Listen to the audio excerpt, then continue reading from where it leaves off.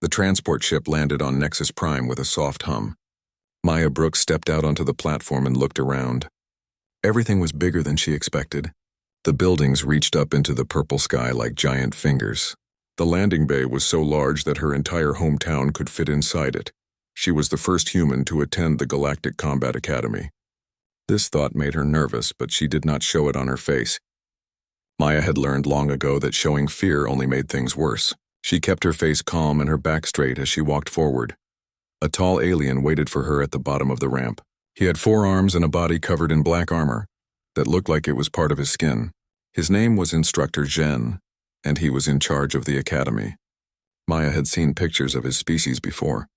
They were called Velkari, and they were known for being tough and hard to kill. "Welcome, human," Zhen said. His voice came from a small device on his chest that turned his clicking sounds into words she could understand. "I hope your trip was good." "Thank you, sir," Maya said. "I am happy to be here." Other students stood around the landing bay watching her. Maya could feel their eyes on her. Some looked curious. Others looked like they thought she was a joke. She understood why. Humans were new to space travel. They had only invented faster-than-light engines 10 years ago. Most of these aliens came from species that had been flying between stars for thousands of years. One alien in particular caught her attention. He was huge, maybe 7 feet tall, with dark blue scales covering his body. His claws looked sharp enough to cut through metal. His eyes were yellow, and they watched her like a cat watches a mouse. This was Krath, though Maya did not know his name yet. She would learn it soon enough. Krath leaned toward another alien next to him. "That is what Earth sends?" he said quietly, but not quietly enough. "She looks like a child. So small and soft." The other alien, a lizard-like creature with red scales, made a hissing sound that might have been laughter. "Humans have no claws, no venom, no thick skin. I heard their planet is easy to live on. No real dangers at all." "The teachers will probably send her home before she gets hurt," Krath said, his mouth pulled back to show his many sharp teeth. Maya pretended she did not hear them. She had expected this kind of talk. Before she left Earth, she had read reports about the other species in the Galactic Union. Everyone thought humans were weak. Their planet was not very dangerous compared to other worlds. Humans had no natural weapons. They were not very strong or very fast. They seemed like prey animals, not predators. What these aliens did not understand was that humans had survived for a different reason. Humans had learned to think, to plan, and most importantly, to never give up. Ever. Instructor Jen led Maya through the academy. They walked past training rooms where students practiced with energy weapons. They passed rooms where aliens fought each other hand to hand. They saw rooms full of computers where students learned battle tactics. Everything was clean and organized and a little bit scary. "The program is hard," Jen explained as they walked. "You will train with 49 other students from 23 different species. Only the top 20 will graduate. The rest will go home." "I understand, sir," Maya said. Jen stopped walking and turned to face her.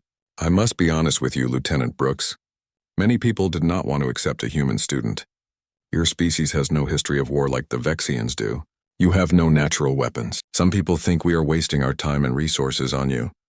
Maya looked directly into his multiple eyes. "Then I will have to prove them wrong." Jen's mouth parts moved in a way that might have been a smile. "We will see." That evening, Maya was taken to her sleeping quarters.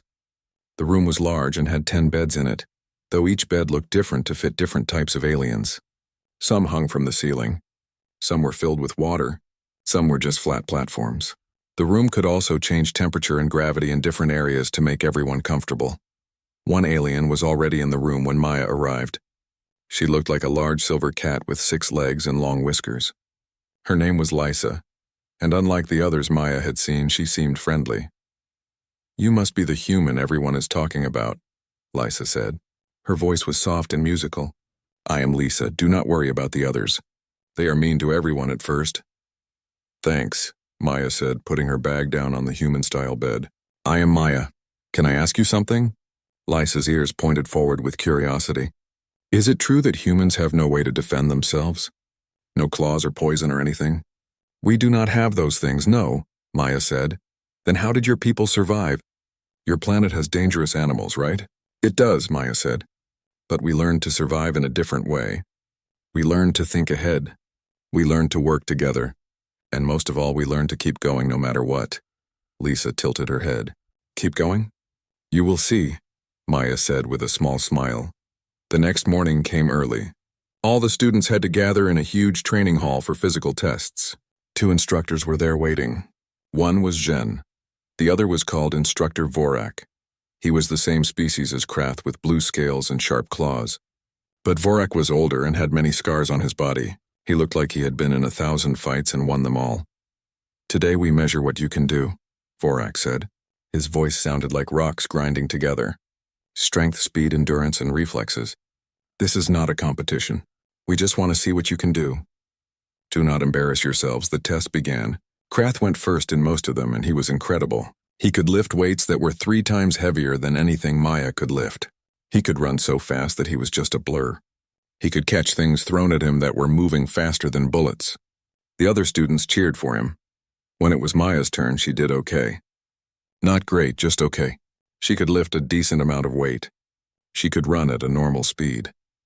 Her reflexes were good but not amazing. Nothing special, nothing impressive. Krath laughed out loud when he saw her scores. The human can barely lift half of what I can lift. How did your people ever leave your planet? Several other students joined in making fun of her. Maya just wrote down her scores on the computer tablet and moved to the next test. Her face stayed calm, but then came the endurance test. This test was different from the others. The students had to run on a machine that got faster and steeper over time. It was like running up a mountain that kept getting taller. Most species could run really fast for a short time, but then their bodies needed to rest. The Vexians went first. Krath ran for 18 minutes before his legs started to shake and he had to stop. He stepped off the machine looking proud. He was sure no one could beat his time. Other species took their turns. The Velkari lasted 12 minutes. The lizard people lasted 15 minutes. Most students finished somewhere between 10 and 20 minutes. Then Maya stepped onto the machine. She started at an easy pace. Her breathing was steady and even. The machine went faster. Maya matched it. The machine tilted up to make it steeper. Maya adjusted how she ran but kept the same rhythm. 10 minutes passed. Then 20. Maya's breathing stayed even. Her pace did not change. At 30 minutes, the other students started to pay real attention. This was weird. This was beyond normal. Krath's smile disappeared. He looked confused. 40 minutes. The instructors looked at each other. Vorak checked the machine to make sure it was working right. At 50 minutes, Maya showed her first sign of being tired. Sweat appeared on her forehead. But she did not slow down. Her feet kept hitting the machine at the same steady pace. How is this possible? A Velkari student whispered. She should have fallen down a long time ago. Lisa watched with amazement. She had special powers that let her feel what others were feeling. She could sense Maya's determination burning like a fire that would never go out. There was no panic, no fear, just endless, patient determination. At 70 minutes, Instructor Jen called out, "Lieutenant Brooks, you can stop now. You have proven your point." Maya slowed down to a walk, then stepped off the machine.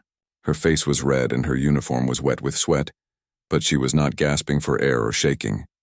She just took a long drink of water and walked back to stand with the other students. The training hall was completely silent.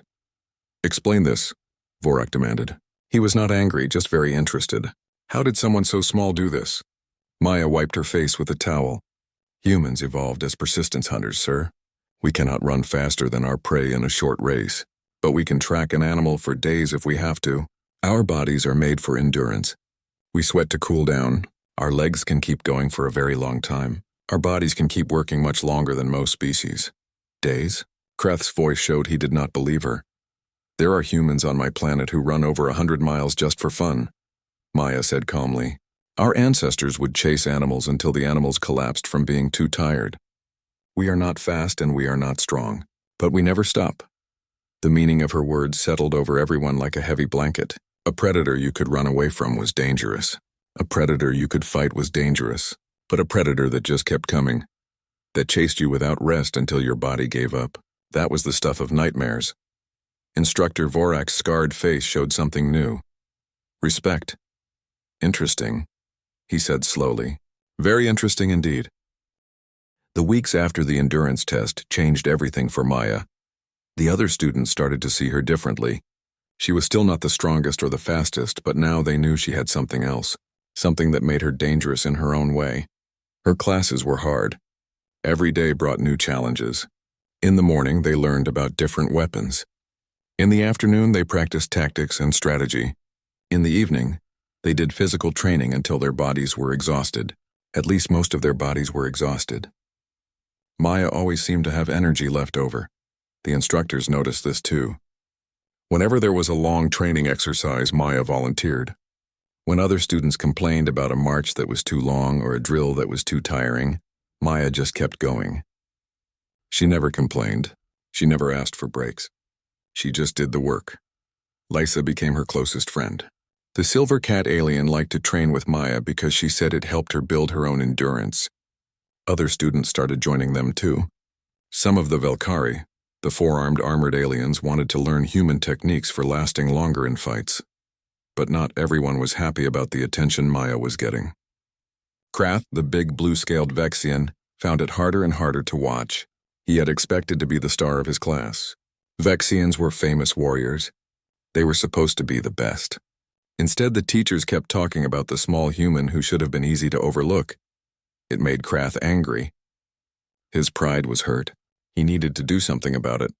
The opportunity came during a lunch break. All the students gathered in the mess hall, a huge room where they could eat food designed for their different species. Maya sat with Lisa and a Velkari named Chen, talking about the morning's tactical exercises. Krath walked up to their table with 3 of his Vexian friends. He moved in a way that made it clear he wanted a confrontation. The mess hall got quiet as other students noticed. Everyone could feel that something was about to happen. "Human," Krath said loudly. His voice carried across the whole room. "I challenge you." Maya looked up from her food. Her face stayed calm. "Challenge me to what?" "To a fight.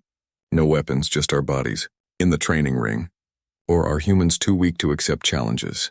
The room held its breath. Everyone knew what this meant.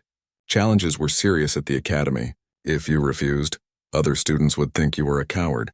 But if you accepted, you could get hurt badly. The instructors allowed challenges because they said it was a good learning experience, as long as both people agreed to do it. Maya put down her fork.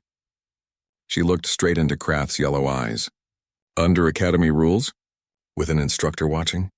"Of course, unless you are afraid." Krath showed all his teeth in what was supposed to be a scary smile. What happened next became a story that everyone at the academy would remember forever. Maya did not get angry. She did not look scared. Instead, she smiled. It was not a nervous smile. It was not a mean smile. It was a calm, patient smile. The smile of someone who had already won and was just waiting for the other person to figure it out. That smile said everything without words. It spoke about humanity's history. It told the story of a species that had climbed from being prey animals to being the top predator on their planet through pure stubbornness. It showed the confidence of someone who understood that intimidation only worked on people who could be intimidated. It carried the quiet certainty of a hunter who had already decided that, win or lose today, she would just keep trying until she won. The mess hall became completely silent. Every eye in the room locked onto Maya's face. What they saw there made them rethink everything they thought they knew about humans. Instructor Vorak had been standing in the corner of the room, watching. When he saw that smile, his combat instincts suddenly screamed a warning. He had seen smiles like that before, on the faces of the most dangerous fighters he had ever met. Warriors who had nothing to prove and everything to give. Instructor Jen walked into the mess hall at that exact moment. He froze in the doorway. His species had evolved to be very good at sensing danger. Something in that smile triggered an ancient warning in his brain. The human had not moved. She had not said anything threatening. She had not done anything dangerous. But something about that smile made every part of him say, "Be careful. This was a predator." Not despite her lack of claws and fangs, but because of what she had instead, unbreakable will. Krath stood directly in front of Maya. He felt his confidence start to slip away.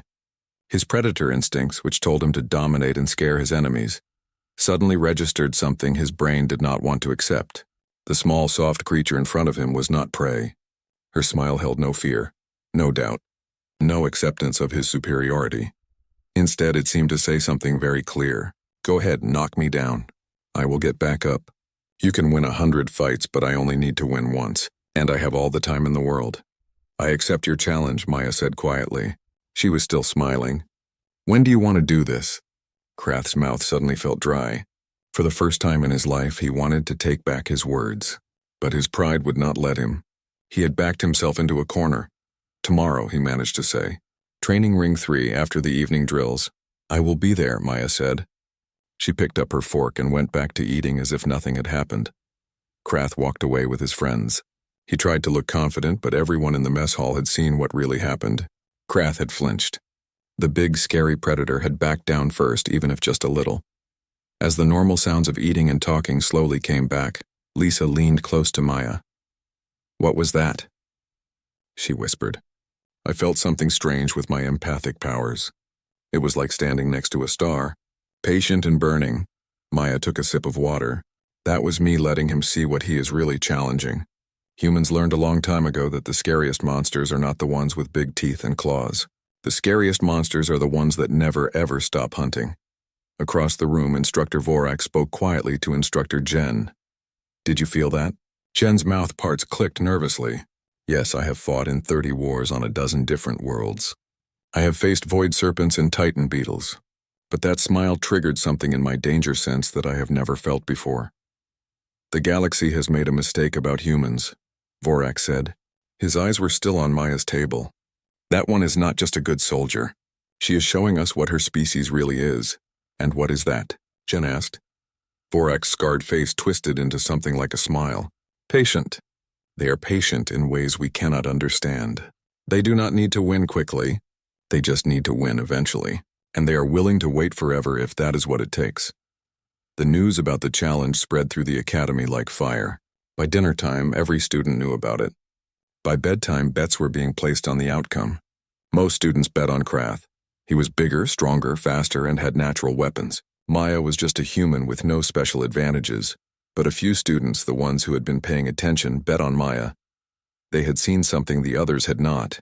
They had seen that smile. That night, Maya lay in her bed and thought about the next day. She was not worried about getting hurt.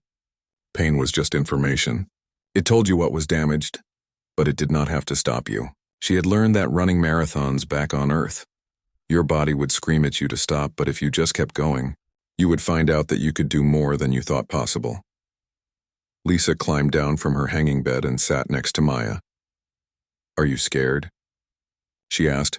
A little, Maya admitted. But fear is okay. Fear keeps you alert. It only becomes a problem if you let it control you. Krath is very strong. His species are natural fighters, I know. But fighting is not just about strength. It is about understanding your opponent. It is about strategy. And most of all, it is about lasting longer than they do. You think you can outlast him? Maya smiled. That same patient smile. Lisa. My species used to hunt by walking after animals until they collapsed from exhaustion. We would track them for days, sometimes weeks. We did not need to be faster. We just needed to be more patient. Krath is strong and fast, but how long can he keep that up? Lisa's whiskers twitched as she understood. You are not planning to fight him directly. I am planning to let him fight himself. His own biology will be his enemy. My job is just to last until his body betrays him. That is a very human way to think about it, Lisa said. Yes, Maya agreed. It is. The next day seemed to last forever. Classes dragged on. Training felt endless. But finally, the evening came. Finally, it was time. Maya walked to training ring 3 with Lisa by her side.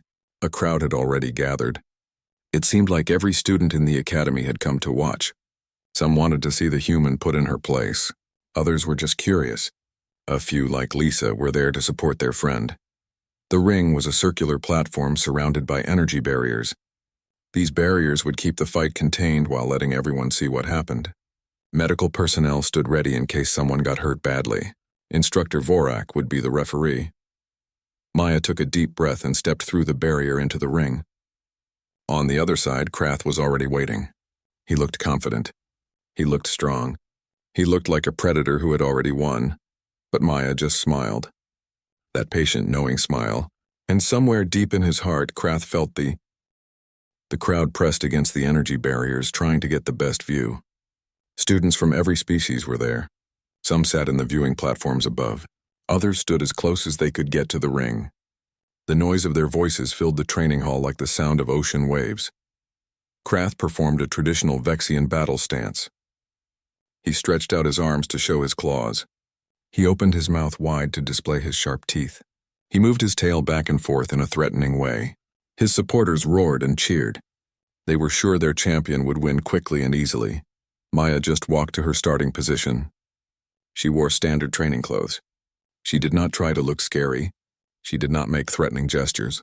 She just stood there, rolled her shoulders once to loosen her muscles, and waited. Instructor Vorak stepped to the center of the ring.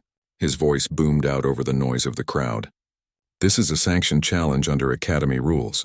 The fight continues until one person yields, is knocked unconscious, or I call a stop. You cannot kill your opponent. You can use strikes that disable. Do both of you understand? Yes, instructor, Maya said. Yes, instructor, Krath said. Then begin. Krath exploded forward like a lightning bolt. He was so fast that most people could barely see him move. He closed the distance between them in less than a second. His clawed hand swept toward Maya's head in a strike that would have knocked out most opponents. But Maya was not there anymore. She had already moved.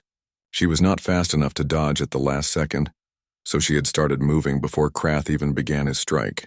She had watched his muscles, seen the tiny movements that showed what he was about to do, and reacted early. Krath's claws cut through empty air. The Vexian spun around, surprised. Maya had created distance between them again. She stood in a loose, relaxed stance. Her hands were up but open. Her weight was balanced. She was ready to move in any direction. Waiting. Krath attacked again. This time he used a combination of moves. A high strike with his claws, a low sweep with his tail, then a charging shoulder strike. It was a classic Vexian attack pattern, and it worked on most opponents. Maya avoided the claw strike by moving her head just enough. She stepped over the tail sweep, and when Krath charged, instead of backing away, she stepped to the side and slightly forward. Krath's momentum carried him past her, and as he went by, Maya delivered a quick strike to his side. It was not hard enough to hurt him seriously, but it was hard enough to send a message. I can touch you. The crowd made a sound of surprise. Krath's face showed confusion mixed with growing concern. The human was not as slow as her test scores had indicated, or rather, she was not slow in the way that mattered. She was in the right place at the right time. Krath changed his approach. He became more careful. He circled Maya, testing her defenses with small attacks. He used feints to try to trick her. Maya did not attack back. She just avoided, evaded, and moved. Always moving, always staying just out of reach. Time passed. 1 minute. 2 minutes. 5 minutes. Krath's breathing started to get heavier. Vexian bodies were built for explosive power, not for sustained effort. They were sprinters, not marathon runners. Maya's breathing stayed steady and even. Krath felt frustration building inside him. He was faster. He was stronger, he knew it. All he had to do was land one solid hit, just one. He attacked harder, putting more power into his strikes. His claws moved like knives through the air. His tail whipped back and forth like a weapon. But Maya flowed around his attacks like water. Sometimes she avoided them by just a few inches. Sometimes she moved several feet away. But she was never where Krath expected her to be. And she was still smiling. That same patient, calm smile. The smile made Krath angry. How could she smile? He was the superior fighter. He had every advantage. Why was she not afraid? 10 minutes into the fight, the pattern became clear to everyone watching. Krath was getting tired. His strikes were coming slower. His breathing was labored and rough. Maya looked exactly like she had at the start of the fight. Still calm, still patient, still smiling. She is not trying to win, Lysa whispered to Chen. She is trying to teach him something. Teach him what? The Velkari asked. What humans really are, 15 minutes. Krath's movements were getting sluggish. His famous speed was reduced to something ordinary. Maya could have attacked. She could have tried to end the fight. But she did not. She just kept avoiding, kept moving, kept waiting. 20 minutes. Krath stumbled. His legs were shaking. He had burned through all his energy reserves. He had pushed his predator metabolism to its absolute limit and then passed it.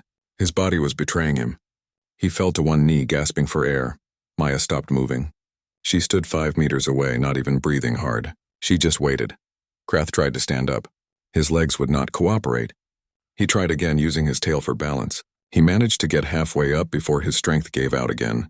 His pride fought against his body's failure. But his body was winning.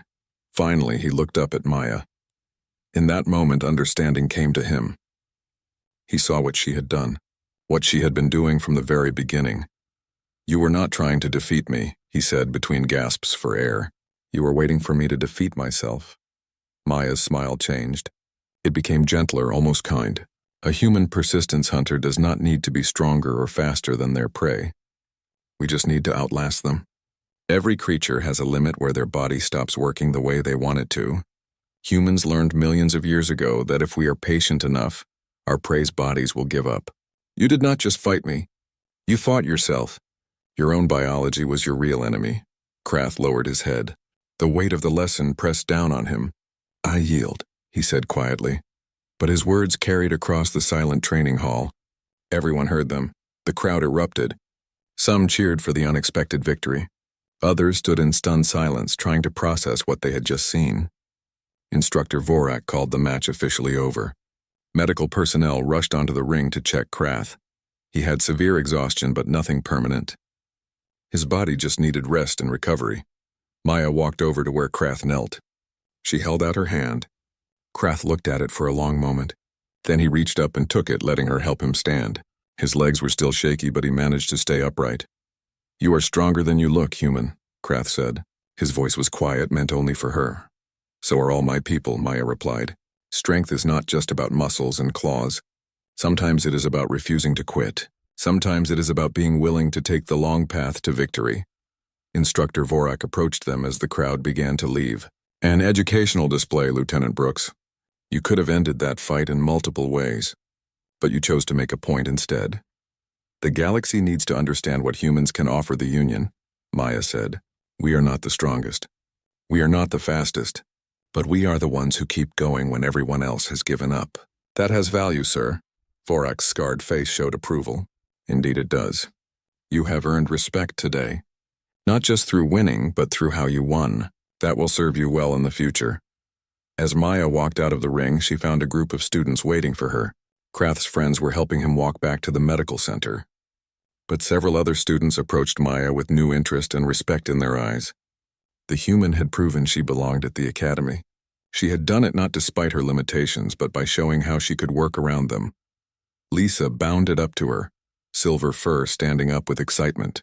That was incredible. "You fought like you had forever to win," Maya smiled.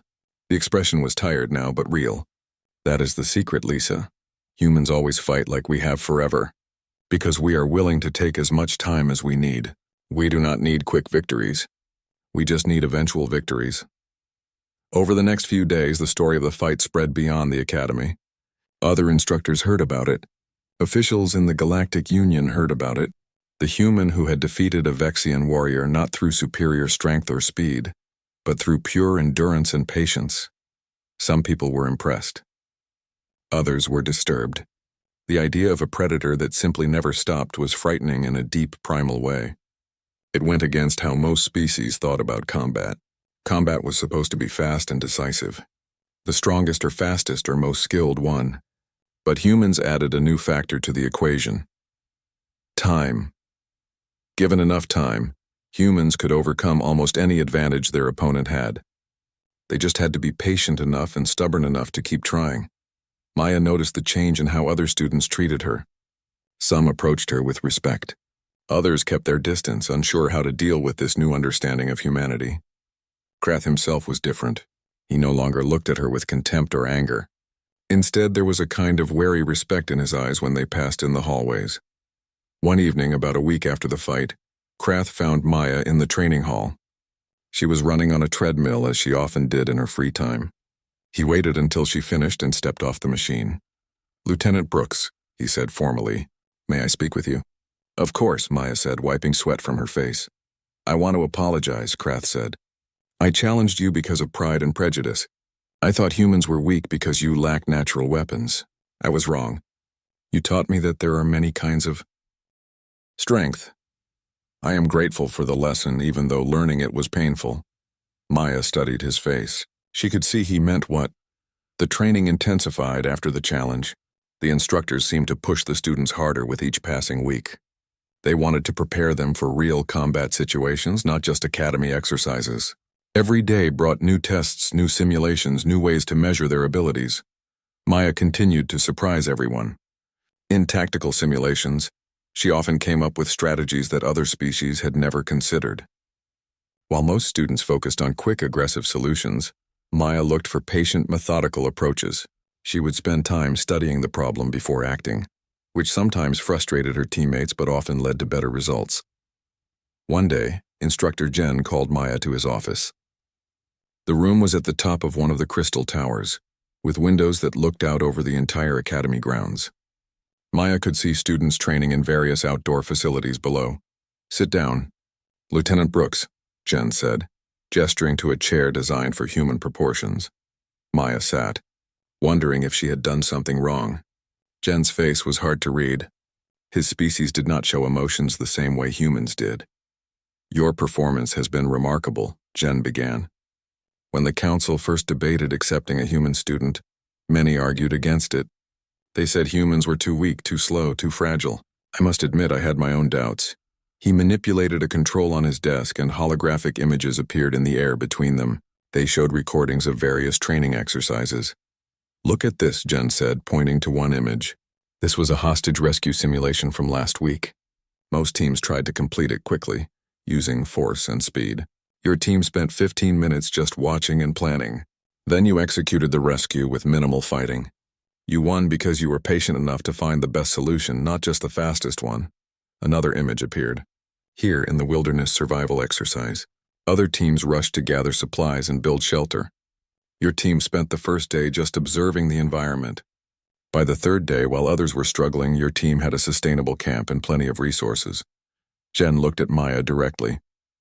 "Humans think in longer time frames than most species. You are comfortable spending time now to get better results later. This is a valuable perspective." "Thank you, sir," Maya said. "I am recommending to the council that we accept more human students, not just one, but a full group of 20. And I am also recommending that we teach human-style persistence tactics to all students, regardless of species." Maya felt pride swell in her chest. This was more than she had hoped for. "That means a great deal, sir." Jen leaned back in his chair. "But I am curious about something. That smile you gave Krath before your challenge. Every instructor felt it. What were you thinking in that moment?" Maya thought carefully about how to answer. "I was thinking about my grandfather. He ran marathons back on Earth, long races that lasted for hours. I once asked him how he kept going when his body wanted to stop. He told me that pain is just information. It tells you what is wrong, but it does not have to control you. He said the body has limits, but the mind chooses whether to accept those limits." She met Jen's eyes. "When Krath challenged me, I smiled because I knew something he did not. He was trying to scare me into backing down, but humans do not back down. We cannot be intimidated into quitting because we have already decided to keep going no matter what happens." That smile was me realizing he had already lost even though the fight had not started yet. Jen was quiet for a long moment. "Your species is dangerous, Lieutenant Brooks, not because of what you can do in a moment, but because of what you will do over time. That kind of determination is frightening to most species. We prefer to think of it as being reliable," Maya said with a small smile. "If humans promise to do something, we will keep trying until it is done. That makes us good allies." "Yes," Jen agreed. "The galaxy will learn to appreciate that quality." The final weeks of the training cycle brought all the students together for combined operations. They were divided into mixed species teams and given complex missions to complete. The goal was to teach them how to work together, combining their different strengths to overcome challenges. Maya found herself leading a squad that included Krath, Lysa, Chen the Velkari, and 3 other students from different species. Today's exercise was a search and rescue mission. Somewhere in 100 square kilometers of simulated wilderness, a pilot from a crashed ship was waiting for rescue. The team had 12 hours to find the pilot and get them to safety before enemy forces arrived. Most teams approached the mission as a race. They spread out to cover as much ground as possible, moving fast to find the pilot quickly. Maya's team did something different. "We are not going to rush," Maya told her squad. "We are going to be smart about this. Krath, your senses are better than the rest of ours. What can you detect?" The Vexian raised his head and tested the air. His nostrils flared. Fuel. I can smell fuel residue. Very faint, but it is there. Coming from that direction. He pointed northeast. Good. Lisa, how far can you sense emotions? A few hundred meters if they are strong emotions. Then you will be our early warning system. If there are threats nearby, you will feel them before we see them. Chen, your armor makes you very hard to hurt. If we run into trouble, we fall back to your position and you protect us. They moved at a steady pace, following the trail that Krath detected. They stopped regularly to scan the area and reassess. While other teams charged around the terrain, burning energy and time, Maya's squad moved with careful precision. 3 hours into the exercise, they found the crash site. The ship had hit hard, leaving a trail of debris. The pilot was gone, but signs showed they had moved west toward water. The trail was old and hard to follow, but Krath's keen nose picked up traces. We are being followed, Lysa said suddenly. Her fur stood on end. Something in the simulation is hunting us. A predator scenario? Maya nodded. She had expected this. Normal evasion will not work if we want to reach the pilot in time. Krath, can you and I draw the predator away while the others continue searching? Krath's eyes widened.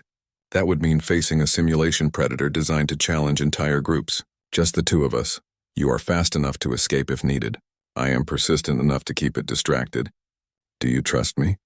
Krath remembered the challenge fight. He remembered the lesson he had learned. Yes, I trust you. They split up. The rest of the squad continued toward the water source where the pilot was likely to be. Maya and Krath deliberately made themselves visible to the predator. The simulated creature appeared from behind a rock formation. It looked like a massive bear with 6 legs and armor plating. Its holographic form was incredibly realistic. What followed was a carefully coordinated dance. Krath would engage the creature with his speed and strength, landing quick strikes before retreating. Then Maya would draw its attention, leading it in circles while Krath recovered his energy. They did not try to defeat the predator. They just kept it busy and distracted. 40 minutes later, Lysa's voice came through their communication devices. We found the pilot. Extraction point is secure. Time to leave, Maya said. She and Krath led the predator on one final chase, then escaped through a narrow gap between rocks. The creature was too large to follow them through. When they reached the extraction point, the rest of the squad looked at them with amazement and respect. They had completed the mission in 7 hours, faster than any other team, and still had energy to spare. How did you survive against that thing? Chen asked. Krath and Maya looked at each other. We learned from each other, Krath said. I learned that you do not always have to destroy your enemy. Sometimes you just need to accomplish your goal despite them. And I learned that speed and strength have their place, Maya added. Especially when combined with patience and planning. Instructor Vorak reviewed their performance afterward. His scarred face showed clear approval. Excellent work. You demonstrated something crucial. Different species do not compete with each other. They complement each other. This is what the Galactic Union needs. Not warriors from one species trying to be the best, but warriors who understand how to combine their species' strengths. That evening, the students gathered for a rare moment of relaxation. They sat in the common area, sharing stories and discussing the day's exercises. Maya noticed that the atmosphere had changed completely from when she first arrived. Back then, students had looked at her with contempt or pity. Now they looked at her with respect. Krath approached and sat near her. I have been thinking, he said, about what makes a good warrior. I used to think it was just about physical power and natural weapons, but watching you, learning from you, has changed my mind. A good warrior is someone who finds a way to win, no matter what advantages or disadvantages they start with. That is a wise observation, Maya said. Perhaps when we graduate, we will be assigned to the same unit, Krath said. I think we work well together. I would like that, Maya agreed. Around them, other students were having similar conversations. The academy had changed them all. They had come as individuals from different worlds, each thinking their species was superior. They were leaving as a team, understanding that every spee, he said. Yutao. Graduation day arrived with clear skies and perfect weather. The academy grounds were transformed for the ceremony. Banners from dozens of worlds hung from the crystal towers. Families and officials from across the Galactic Union had gathered to watch their representatives complete the program. Of the 50 students who had started the training cycle, only 20 were graduating today. The rest had been sent home for various reasons. Some could not keep up with the physical demands. Others failed the tactical examinations. A few simply decided this life was not for them. But the 20 who remained had proven themselves worthy. Maya stood with her fellow graduates in neat formation. She wore her dress uniform, a crisp military outfit in earth colors. On her chest were several awards she had earned during training. Next to her stood Krath, also in his formal uniform, covered in the traditional markings of a Vexian warrior. On her other side was Lisa, her silver fur groomed to perfection. Instructor Jen spoke to the assembled crowd. Today we celebrate not just the completion of a training program, but the beginning of a new era for the Galactic Union. These graduates represent 23 different species from across known space. They have learned to fight together, to think together, and to trust each other. They are no longer individuals from separate worlds. They are a unified force. He paused and looked directly at Maya. This year brought us something special. Our first human graduate, when Lieutenant Maya Brooks arrived, many questioned whether her species belonged here. Humans lack the physical advantages most warrior species possess. They are not particularly strong or fast. They have no natural weapons. The crowd was silent, listening, but Lieutenant Brooks taught us something vital. She taught us that strength comes in many forms. Her species may lack claws and armor, but they possess something equally dangerous. They possess unbreakable determination. They possess the ability to outlast any opponent. They possess patience that borders on the infinite. These qualities make them not the weakest species in the Union, but perhaps one of the most formidable. Jen's mandibles clicked in what might have been approval. The Council has decided to expand human participation in our military programs. We will welcome 20 more humans to the next training cycle. We will also incorporate human persistence tactics into our standard curriculum for all species. A murmur went through the crowd. This was a significant change. The Academy rarely modified its curriculum, which had been developed over centuries. But Maya's performance had proven that new approaches had value. The ceremony continued with each graduate receiving their commission. When Maya's name was called, she walked forward to stand before the instructors. Vorak himself placed the medal around her neck, a symbol that she was now a full member of the Union's military forces. You have exceeded all expectations. Lieutenant Brooks, Vorak said quietly so only she could hear. Your species will change how we think about warfare. Go forth and make your world proud. Thank you, sir, Maya replied. I will do my best. I know you will. Humans always do. After the ceremony, there was a reception where graduates could meet with their families and the officials who would assign them to their first posts. Maya did not have family present. Earth was too far away for her parents to travel here just for this event. But several Earth military officials had made the journey, including Commander Lisa Grant, who would be Maya's new commanding officer. Congratulations, Lieutenant, Commander Grant said, shaking Maya's hand firmly. You have made quite an impression here. The reports I have received are remarkable. Thank you, ma'am. I tried to represent humanity well. You did more than that. You changed how the galaxy sees us. Grant's expression became more serious. Your first assignment will be with the 3rd Combined Species Regiment. It is a new unit, created specifically to test how different species can work together in actual combat situations. You will be part of the command staff. Maya felt excitement and nervousness mixed together in her stomach. When do I report? 2 weeks. That gives you time to return to Earth briefly, see your family, and then meet your new unit at the staging base on Kepler Station. Krath approached them, and Commander Grant excused herself to speak with other officials. The Vexian looked somewhat uncomfortable, as if he wanted to say something but was not sure how to begin. Lieutenant Brooks, he finally said, I wanted to thank you one more time. Before I met you, I thought I understood what it meant to be a warrior. I thought it was about strength and ferocity and natural advantages. You taught me that being a warrior is about finding a way to complete the mission, regardless of the obstacles. You taught me things too, Maya said. I learned that humans cannot do everything alone.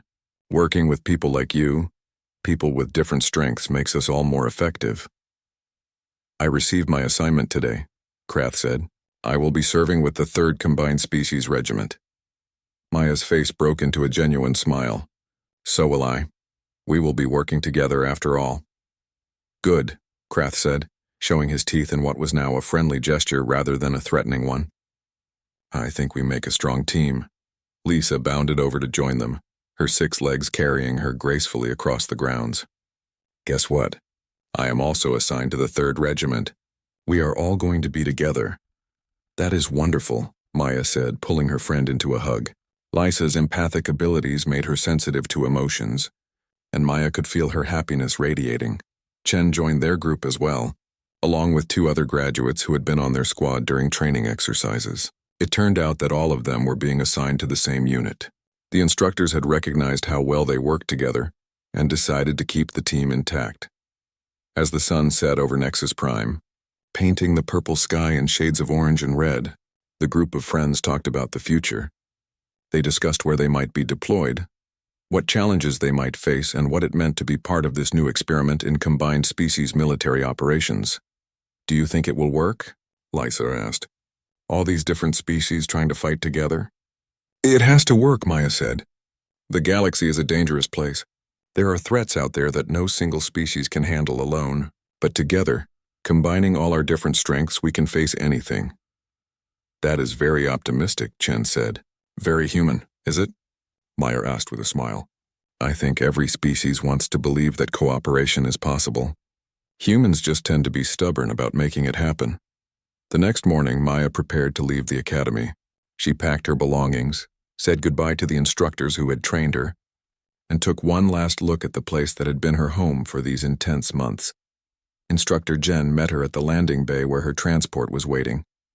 Before you go, I want you to understand something, Lieutenant Brooks. What you accomplished here was not just personal.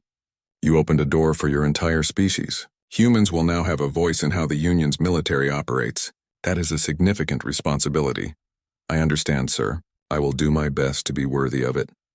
I have no doubt about that. Humans never disappoint when it comes to persistence. Jen's mandibles clicked in amusement. I suspect that in a few years we will look back and realize that accepting humans into the Union was one of the most important decisions we ever made. Why is that, sir? Because every species brings something unique to the Union. The Vexians bring speed and power. The Velkari bring durability and strength. The Quellans bring empathy and understanding. But humans bring something we desperately need and did not even know we lacked. You bring the ability to simply refuse to fail. No matter how bad things get, no matter how impossible the situation seems, humans will find a way to keep going. That quality could save us all someday. Maya boarded her transport and found a seat by the window. As the ship lifted off from Nexus Prime, she watched the academy grow smaller below. She thought about everything that had happened since she arrived. The challenges, the doubts, the fight with Krath, the friendships she had made. She thought about Krath's challenge and the smile she had given him. That smile had contained the truth about humanity, compressed into a single expression. Humans were not the strongest species. They were not the fastest or the most advanced, but they were the species that never quit. They were the ones who kept going when everyone else had given up. They were persistence hunters, evolved to chase their goals across years or decades or generations if necessary. The galaxy had spent so long looking for species with natural weapons and superior strength. They had built their entire military culture around the idea that the best warriors were the ones with the most immediate physical advantages. But Maya had shown them something different. She had shown them that the most dangerous predator was not the one with the biggest teeth or the sharpest claws. The most dangerous predator was the one that simply never stopped hunting. As her transport entered faster than light travel and the stars stretched into lines outside her window, Maya thought about the future. She thought about the 20 new human students who would arrive at the academy soon. She thought about the 3rd Combined Species Regiment and the missions they would face together. She thought about what role humanity would play in this vast galactic community. Humans were no longer the new species stumbling into a cosmos. They